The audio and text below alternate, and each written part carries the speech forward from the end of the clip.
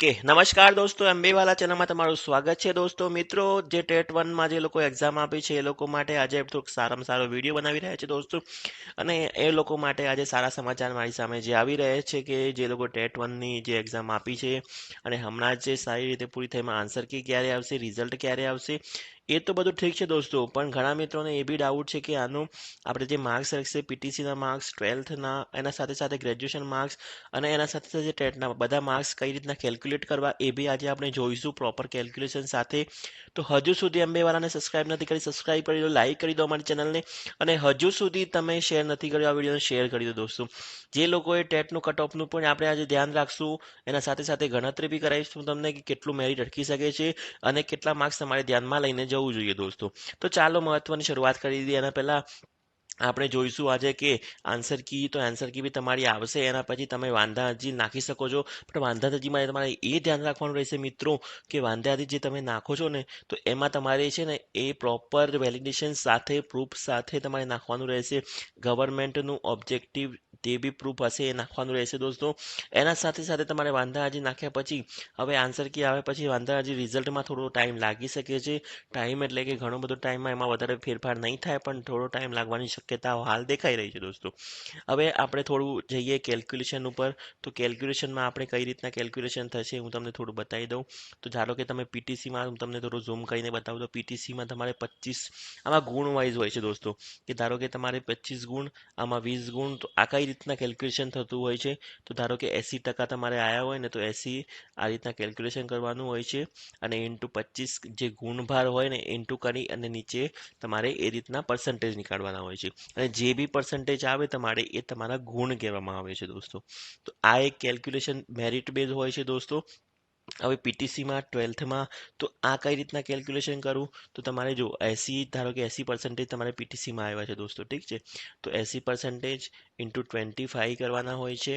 અને 25 ઇન્ટુ કરી અને એમાં તમારે નીચે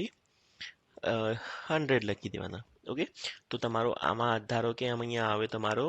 20 ગુણ આવશે જવાબ ઠીક છે તો 20 ગુણ તમારા પીટીસીના ગણવામાં આવશે તો આ રીતના તમારે જે બી ટ્વેલ્થમાં પર્સન્ટેજ આવ્યા હોય એનો ગુણભાર કેટલો છે તો એ બી ટ્વેલ્થમાં 20 ગુણનું છે તો ટ્વેલ્થમાં અહીંયા 20 લખવાના દોસ્તો 25ની જગ્યાએ આ એક ધ્યાન રાખો નીચે તો 100 જ રહેશે ઠીક છે અહીંયા બેચલરમાં તમારે 5 ગુણનું છે તો અહીંયા તમારે 80 જે બી પર્સન્ટેજ આવ્યો એ ઇન્ટુ 5 ઇન્ટુ 100 કરવાના અને ટેટ વનમાં તમારે 50 ગુણ ધારો કે લાવવાના રહેશે હવે 50 ગુણનો ગુણભાર છે આમાં ઠીક છે દોસ્તો 50% એવરેજ ટેટ વનનો હોય છે દોસ્તો હવે એ કઈ રીતના કેલ્ક્યુલેશન થશે એ આપણે જોઈશું ધારો કે આપણે આ ત્રણમાં તમારે ગુણ આવી ગયા દોસ્તો ઠીક છે 25 20 અને 5 તો તમારો થયો પ્રોપર આ રીતના ગુણભાર તમારો એ રીતના ગણવામાં આવશે હવે ધારો કે તમારે આ ત્રણના માર્ક્સ થઈને તમારે થયા છે આઈ થિંક 36 માર્ક ઠીક છે તો 36 માર્ક તમારા થયા ત્રણમાં ગ્રેજ્યુએશન પીટીસી અને ટ્વેલ્થના હવે તમારે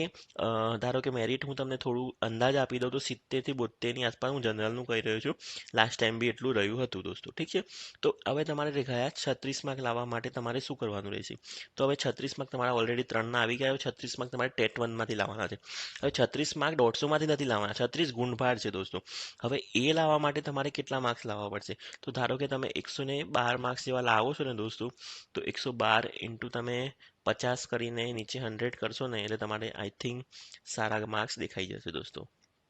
ઠીક છે દોસ્તો અહીંયા તમારે